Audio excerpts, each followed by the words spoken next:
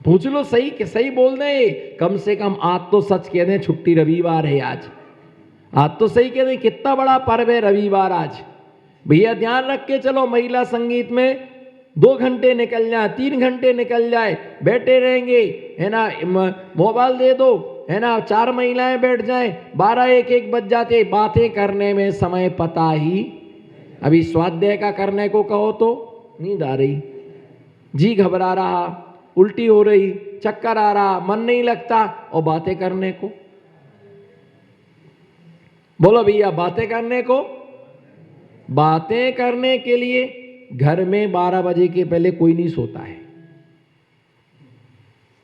वो 10 पैसा है वो भी नहीं सोता है, 11 बजा 11 बजा भी नहीं, थोड़ी देर बाद तंगी मम्मी अभी नहीं, वो भी खेलते रहेंगे। पंचम काल के श्रावकों का जो सोने का समय है वो 12 बजे के बाद सही मुहूर्त आता है। सब किल्ला पिल्ला करते रहेंगे।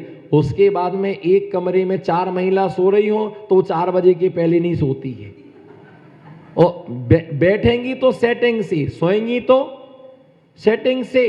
प्रवचन में भी होगा ना तो जगह बना के रखेंगे, कोई अपना वाला आया, मैं सब देखता रहता हूं, 10:10 पर आया और 10:15 पर मैंने प्रवचन खत्म कर दिया। कितने बजे आया? जोर से बोलो, 10:10 पर आया और मैंने 10:15 पर प्रवचन खत्म कर दिया। तो मालूम हुआ कि मुझको क्या बोलता है, वो बोलता है, बोले महाराज जी आज बहुत जल्दी प्रवचन खत्म कर दिया। आज बहुत जल्दी प्रवचन समाप्त कर दिया, जल्दी खत्म कर दिया। और एक जो व्यक्ति प्रवचन शुरू होने के पहले 10 मिनट पहले आया था, वो बोलता महाराज जी बहुत प्रवचन दिया आज बहुत प्रवचन दिया आपने। कितना हो गया? 1.5 घंटा हो गया। अब सोच रहे अब बंद हो गया। घड़ी का छोटा काना खिसक गया, बीच वाला खिसक गया, बड़ावा खिसक गया। अगर बंद नहीं करते ना आप 10:15 पर तो मैं ही खिसक जाता। अरे मैंने कहा कैसा आदमी है? बोले आप बंद नहीं करते मैं ही खिसक जाता। मैंने कहा मैंने समझ लिया था कि तू खिसकने वाला है, उससे पहले मैं ही खिसक गया। भैया उससे पूछो जो पहले आकर के बैठा। बोले आज बहुत जल्दी प्रवचन खत्म कर दिया। फिर वो दूरी से मैंने कि हाँ टाइम हो गया था। बोले हाँ मैं समझ गया, कल आपका उपास था ना इसीलिए आहार को जाने की। मैंने कहा कर्म का कल्ला मुझे ही रगड़ेगा क्या? आदमी को ये ध्यान रख के चलो कि प्रवचन भी एक भक्ति है। प्रवचन का मतलब प्रकृष्ट वचनम प्रवचनम। क्या? प्रकृष्ट वचनम प्रवचनम। प्रवचन की परिभाषा क्या है? आज तक तो किसी ने नहीं बताया होगा, ये तो पक्का है। मैं बुक रीडिंग कम करता हूं, फेस रीडिंग ज्यादा करता हूं। मैं आपके सबके चेहरे को मैं देख रहा हूं, पढ़ रहा हूं। आज तक तो नहीं सुना होगा प्रवचन की सारी। प्रवचन में 7 तत्व की परिभाषा सुनी होगी, लेकिन प्रवचन में प्रवचन की परिभाषा नहीं सुनी होगी। प्रकृष्ट वचनम बोलो, प्रकृष्ट वचनम प्रवचनम। जो जिनेंद्र भगवान के उत्कृष्ट वचन है, बोलो ऐसा, जो जिनेंद्र भगवान के उत्कृष्ट वचन है, उन उत्कृष्ट वचनों का नाम, हाँ वचन का नाम प्रवचन नहीं है। जो जिनेंद्र भगवान के उत्कृष्ट वचन है, उन उत्कृष्ट वचनों का नाम, उन उत्कृष्ट वचनों का नाम प्रवचन है। जो जिनेंद्र भगवान के उत्कृष्ट वचन 7 तत्व रूप, 5 काय रूप, 10 धर्म के रूप में, 12 व्रतों के रूप में, 11 प्रतिमाओं के रूप में, 5 महाव्रत के रूप में जो जिनेंद्र भगवान के वचन होते हैं उनका नाम प्रवचन। प्रवचन के प्रति कई लोग ऐसे रहते जो पूछते हैं महाराज श्री प्रवचन होगा क्या? प्रवचन होगा क्या? आपको मालूम नहीं है, अभी तो ये मोबाइल का जमाना आ गया। क्या आ गया है? तो कल महाराज जी प्रवचन होगा, हाँ अभी मैं बैठे बैठे मैसेज डाले देता हूँ और यहाँ बैठ करके बता दिया कल आचर्षी का 8:30 बजे से प्रवचन होगा, है ना, जिसने फाइनल किया वो ही पता चला 9:30 बजे आया, मैसेज तो डाल दिया। पहले जो व्यवस्था थी तो घर घर बुलौआ देने मंदिर का माली घर घर जाता था, महाराज जी का कल प्रवचन है, महाराज जी का कल प्रवचन है, माइक लेकर के पूरे गांव में है ना समाचार दिया जाता था, महाराज श्री का प्रवचन है, महाराज श्री का प्रवचन है। अरे देखो प्रवचन को कैसे लालायित रहते। कोई तुम्हारा पूर्वजन का मित्र था और मान लो किसी की मृत्यु, एक मित्र की मृत्यु पहले हो गई, मर के भोग भूमि गया, और दूसरा मित्र मुनि बन गया, तो विचार करता है कि मेरा मित्र कहाँ गया। बोलो मेरा मित्र कहाँ। अब वो भोग भूमि में गया तो भोग भूमि में किसी का प्रवचन सुनने का मौका उसको मिलता नहीं है। अब वो सोचता है तो बे मुनिराज अपनी रिद्धि के द्वारा वो भोग भूमि में जाते हैं। कहाँ जाते हैं? रिद्धि के द्वारा वो भोग भूमि में जाते हैं, और भोग भूमि में जाकर के वहां भोग भूमि में पहुंच करके अपने उस मित्र के लिए जैसे ही वहां पर उतरते हैं तो सारे लोग आकर के इकट्ठे हो जाते हैं। महाराज जी आए हैं, महाराज जी आए हैं। जैसे पहले मामा जी आते थे ना, जैसे पहले मामा जी आते थे तो सारे भांजे इकट्ठे हो जाते थे, महाराज जी आए, महाराज जी आए, और महाराज जी उनको उपदेश देते हैं, सम्यक्त ग्रहण कराते हैं, और सम्यक्त ग्रहण करा के वहां से वो क्या हो जाते हैं, चले जाते। तो ये वचन भी दुर्लभ, प्रकृष्ट वचनम प्रवचन, और प्रवचन देने का अधिकार किसको बताओ।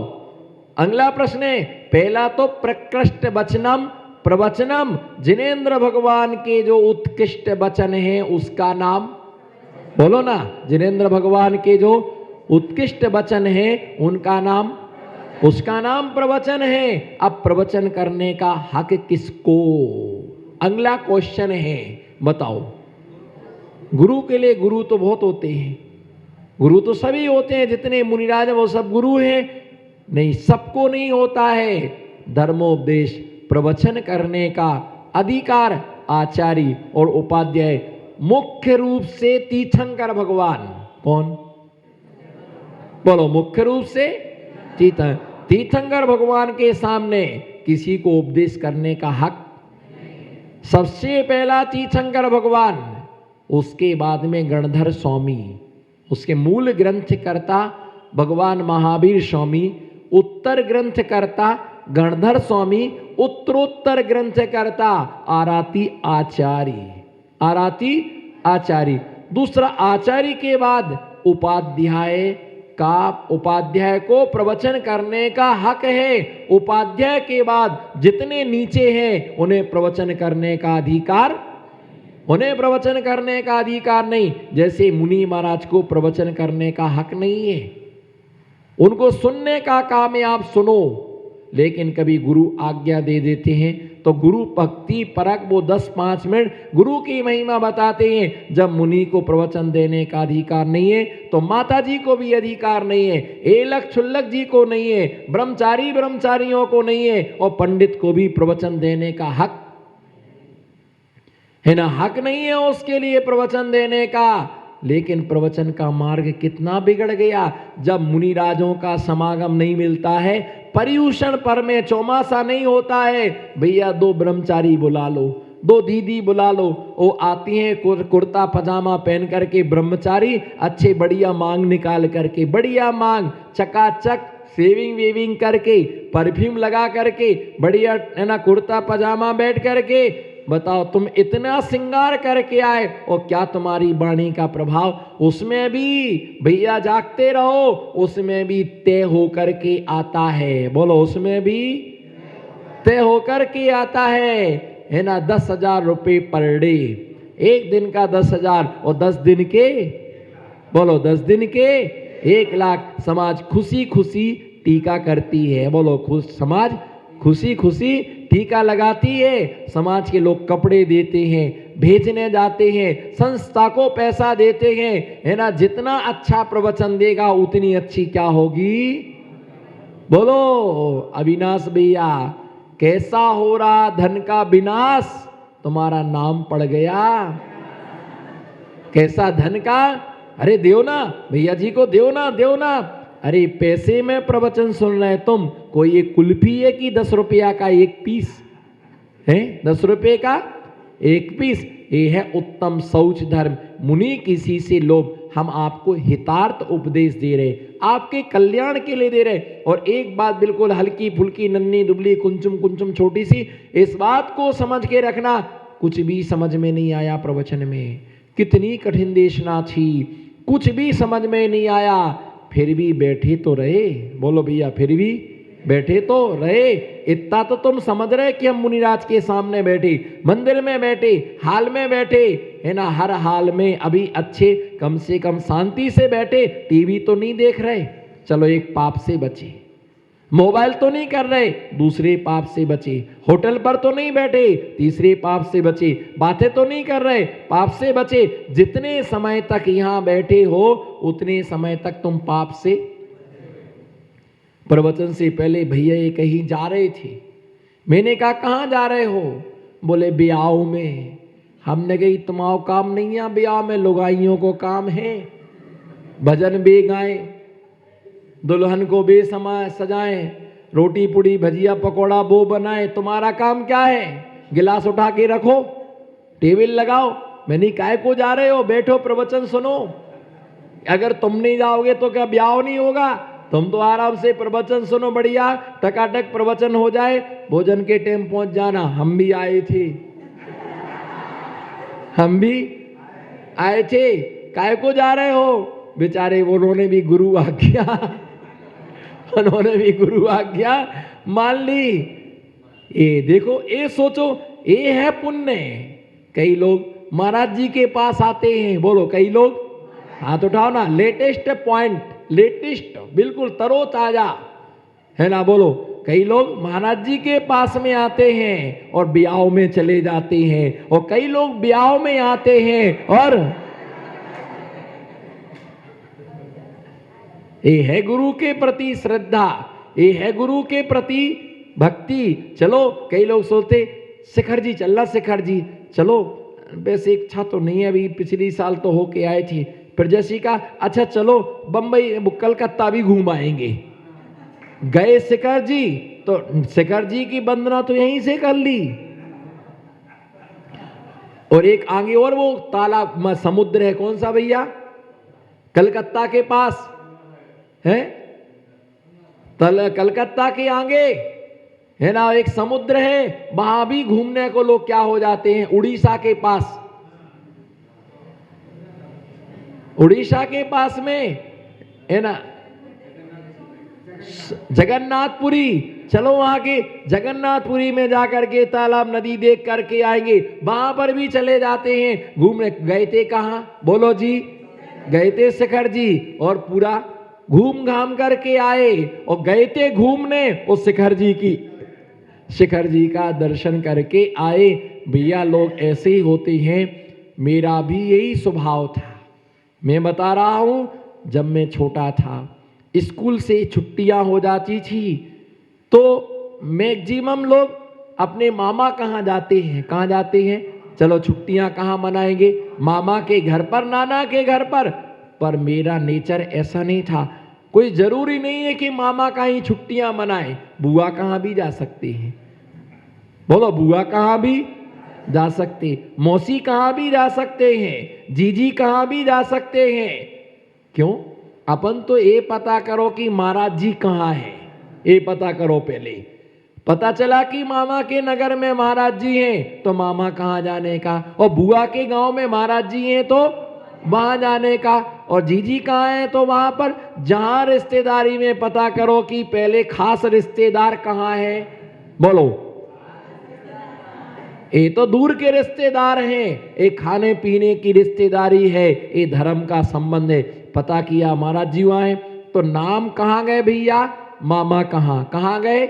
मामा कहाँ। लेकिन असलियत तो ये है कि महाराज जी के, हमारे यहाँ मम्मी दर्शन कराई, मम्मी पूजन कराई, बाकी छोरे छचोरे सब सो रहे होंगे। किसी को मतलब मुनि है तो धर्म है। बोलो, मुनि है तो, अरे चौके में क्या आनंद है।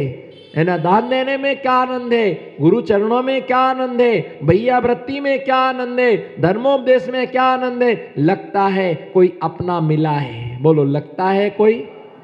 कब, जब हाथों से आशीर्वाद मिलता है, यहां से हंसते हंसते जाते, नहीं महाराज जी ने खूब आशीर्वाद दिया, आनंद आवी गयो, बोलो आनंद, बोलो आनंद आवी गयो, मजो, बोलो ना मजो आवी गयो, आनंद आवी गयो, महाराज जी का खूब आशीर्वाद मिल गया।